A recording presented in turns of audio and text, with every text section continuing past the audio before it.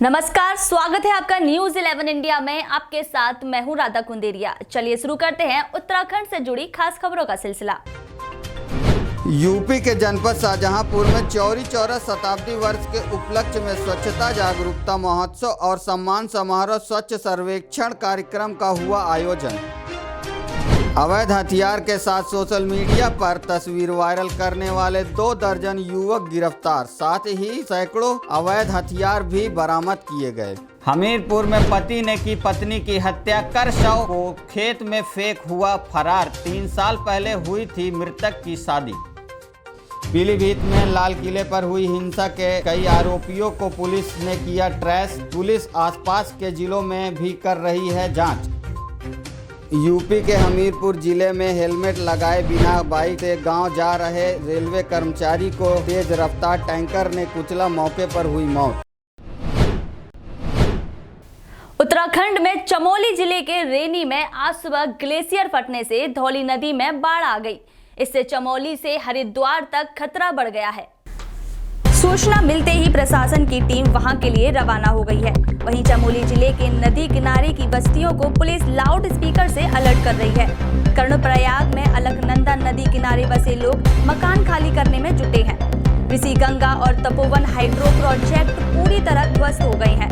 अपर जिलाधिकारी शिवचरण द्विवेदी ने बताया कि धौली नदी में बाढ़ आने से सूचना मिलने के बाद जिले में अलर्ट जारी कर दिया गया है। इसके साथ ही हरिद्वार जिला प्रशासन ने भी अलर्ट जारी कर दिया है। सभी थानों और नदी किनारे बसी आबादी को सतर्क रहने के लिए निर्देश दे दिए गए हैं।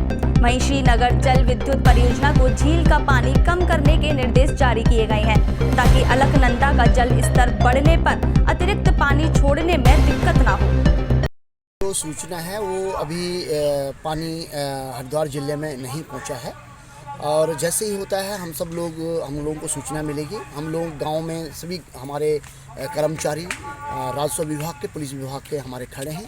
हम उनको सूचित कर देंगे और गांव के मंदिर और मस्जिद से भी पुनः अनाउंसमेंट करवाएंगे कि गांव के नज़दीक पानी पहुंच गया है, सब लोग सतर्क रहें। और जब पानी घट जाएगा तो फिर भी हम सूचित करेंगे, जिससे कि लोग अपना सामान्य जीवन फिर भी बिता सकेंगे। Thank you sir. लक्सर के सेठपुर गांव में लाखों की कीमत से बनाया गया बारात घर आज अपनी बदहाली पर खून के आंसू रो रहा है। सेठपुर गांव के इस सरकारी भवन पर ग्रामीणों ने कब्जा कर इसे गौसा घर बना दिया है। सरकार वैसे तो अनेकों कल्याणकारी योजनाएं चला रही है, स्वच्छ भारत, साफ भारत के नारे लग रहे हैं, लेकिन सेठपुर गांव के इस सरकारी भवन पर ग्रामीणों ने कब्जा कर गौसा घर बना दिया है। राजनीतिक सोच रखने वाले वर्तमान ग्राम प्रधान इसकी ओर कोई ध्यान नहीं दे रहे हैं। विभागीय अधिकारी भी सरकारी भवन पर हुए कब्जे से अनजान हैं।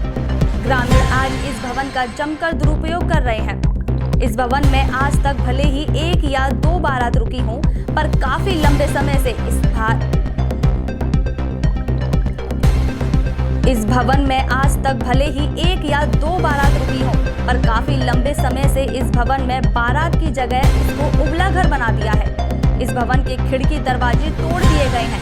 इसके बराबर में बनी शौचालय व अन्य छोटे कमरों में पशुओं का भूसा भर दिया है। इसके आसपास कूड़ा डाल भवन के बरामदे में ग्रामीणों ने उबले बना लिए हैं। बड़ी मात्रा में कब्जा होने के बाद भी ग्राम प्रधान का इसकी ओर कोई ध्यान नहीं है।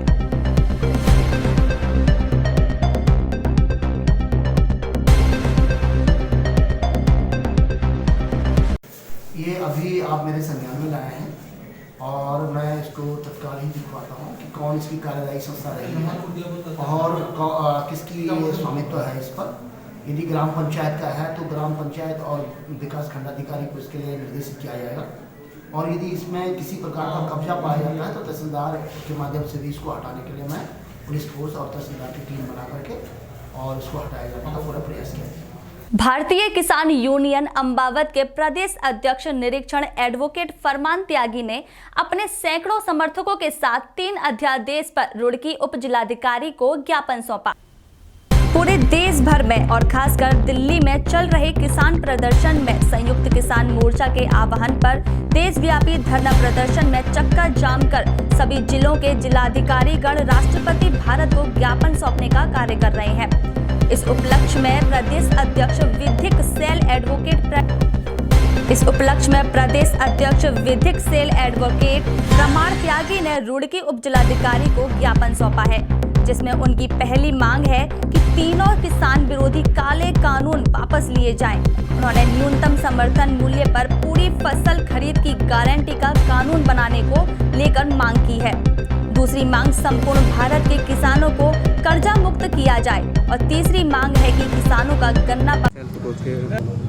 देखिए, जैसा कि आपने इनकी बात को सुना, इन्होंने अपनी 3 मांगें रखी हैं और आज जो ये किसान ग्रुप हमारे समक्ष ज्ञापन के लिए प्रस्तुत हुए हैं, उसमें उनकी मुख्यतः जो तीसरी मांग है वो लोकल क्षेत्र से संबंधित थी, किसान भुगतान, गन्ना भुगतान को लेकर के।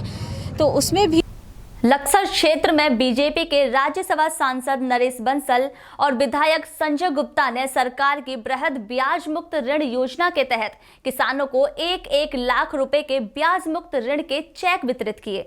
नरेश बंसल ने बताया कि यह योजना किसानों की आय दुगनी करने का एक प्रयास है। पूरे उत्तराखंड में प्रदेश के मुख्यमंत्री द्वारा इस योजना का शुभारंभ किया जा रहा है। सरकार ने और भी कई ऐसी योजनाएं बनाई हैं जिससे किसानों की आय दोगुनी हो सके। सरकार ने जो वादा किया था उसे पूरा करने के लिए कटिबद्ध है। उन्होंने कहा कि बीजेपी एक किसान सहयोगी पार्टी है। बीजेपी किसानों को लेकर गंभीर है। हमने चुनाव के समय किसानों से जो वादे किए थे, हम उन्हें हर हाल में पूरा करेंगे। इस दौरान जिला हरिद्वार में 3,238 किसानों को ब्याज मुक्त ऋण के चेक वितरित किए गए। यह योजना उत्तराखंड के 95 ब्लॉक में एक साथ शुरू की गई है। ये महत्वाकांक्षी योजना है।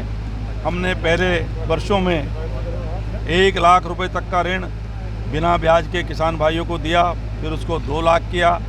इस बार हम इसको 3 लाख रुपए तक का ऋण अपने किसान भाइयों को बिना ब्याज के, उनकी आर्थिकी बढ़े इसके लिए उसको मदद के रूप में देना चाहते हैं, दे रहे हैं। और जो स्वयं सहायता समूह हैं, चाहे वो महिलाओं के हैं या पुरुषों के हैं, उनको भी आय बढ़ाने के लिए 5 लाख रुपए तक का ऋण सरकार बिना ब्याज के उनको उपलब्ध करा रही है। कांग्रेस जिला प्रभारी याकूब सिद्दीकी ने कहा कि भाजपा सरकार कृषि कानूनों को किसानों पर जबरदस्ती थोपना चाहती है। कांग्रेस इन काले कानूनों को लेकर किसानों के साथ मुस्तैदी से खड़ी है। लंढोरा में कांग्रेस जिला प्रभारी याकूब सिद्दीकी ने कहा कि केंद्र में 6 साल से भाजपा की सरकार है। उन्होंने आरोप लगाया कि कुनीतियों के चलते 6 साल में देश में बेरोजगारी बढ़ती जा रही है। कुछ राजनीतिक दल चुनाव मैदान में उतरकर भाजपा को अप्रत्यक्ष रूप से लाभ पहुंचाने की तैयारी कर रहे हैं। इसलिए जनता को ऐसे दलों के बहकावे में आने से बचना हो। विधानसभा चुनाव को लेकर बूथ कमेटी गठित कर पार्टी को मजबूत करने का कार्य किया जा रहा है। जितेंद्र पवार ने कहा कि केंद्र सरकार कृषि काले कानून बनाकर। धोरा में कांग्रेस जिला प्रभारी याकूब सिद्दीकी ने कहा कि केंद्र में 6 साल से भाजपा की सरकार है। उन्होंने आरोप लगाया है कि कुनीतियों के चलते 6 साल में देश में बेरोजगारी बढ़ती जा रही है। कुछ राजनीतिक दल चुनाव मैदान में उतरकर भाजपा को अप्रत्यक्ष रूप से लाभ पहुंचाने की तैयारी कर रहे हैं। इसलिए जनता को ऐसे दलों से बहकावे में आने से बचना होगा। विधानसभा प्रभारी शोभा राम ने कहा कि आगामी विधानसभा चुनाव को लेकर बूथ कमेटी गठित कर पार्टी को मजबूत बनाने का कार्य किया जा रहा है। जितेंद्र पवार ने कहा कि केंद्र सरकार कृषि काले कानून बनाकर किसानों पर जुल्म करने में अड़ी हुई है। आगामी विधानसभा चुनाव में भाजपा को इसका खामियाजा भुगतना पड़ेगा। कांग्रेस कमेटी, अखिल भारतीय कांग्रेस कमेटी के निर्देशन में हम लोगों को जिले में जो प्रभार दिया गया है, जिला कांग्रेस कमेटी को किस तरीके से मजबूत किया जाए, बूथ स्तर पर पार्टी कैसे मजबूत हो, ब्लॉक स्तर पर पार्टी कैसे मजबूत हो, और पार्टी से जो लोग, कुछ लोग हमारे उन जो पिछड़े हुए लोग हैं, उन पे कैसे समन्वय स्थापित किया जाए, उस बात को लेकर आज का आयोजन किया गया था। और 2020 मिशन 2020 किस तरीके से कांग्रेस पार्टी कामयाबी हासिल करे, उन तमाम बातों पर आज हमने अपने कार्यकर्ताओं से, अपने जो हमारे जो नेतागण हैं, उनसे सबसे विचार विमर्श किया।